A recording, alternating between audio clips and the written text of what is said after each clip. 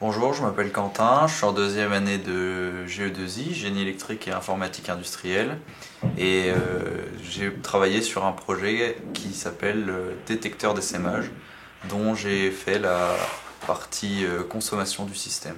Bonjour, moi c'est Mao, je me suis occupé de la partie programmation de notre système.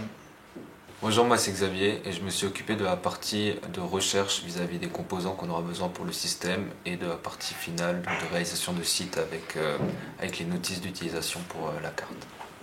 Notre projet est un détecteur d'essaimage, donc c'est tout simplement une ruche connectée avec différents capteurs et nous devons détecter un essaimage comme son nom l'indique.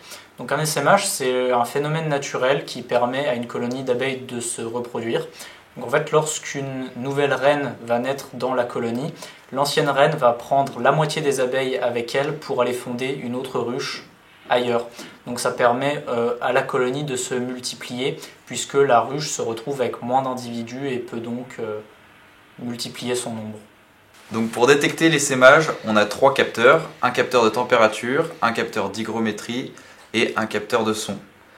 Lorsque les abeilles font beaucoup de bruit, le capteur va passer à 1, mettons, et ça va détecter un essaimage et envoyer un message à l'apiculteur via un module GSM, donc qui est doté d'une carte SIM et un numéro, et hop, le message sera envoyé à l'apiculteur pour dire il y a un essaimage, il va falloir venir pour intervenir.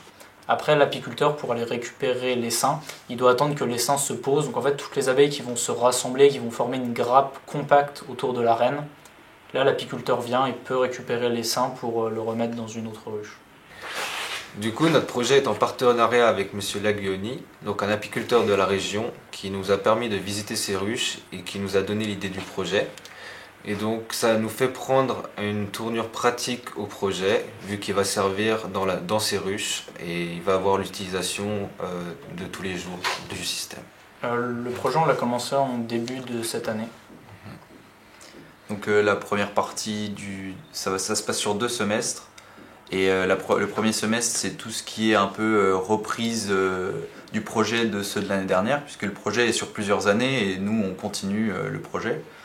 Et le deuxième semestre, c'est plus l'améliorer et vraiment apporter quelque chose au projet, quoi.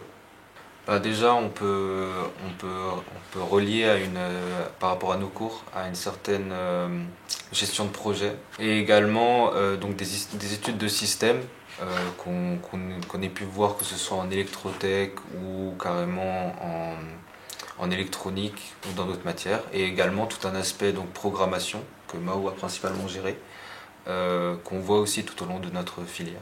Ça a été très plaisant de faire le projet, parce que ça a demandé beaucoup de travail, beaucoup d'investissement certes, mais à la fin du projet, de voir le fruit de son travail porter ses fruits et avoir un système fonctionnel, c'est très gratifiant pour nous.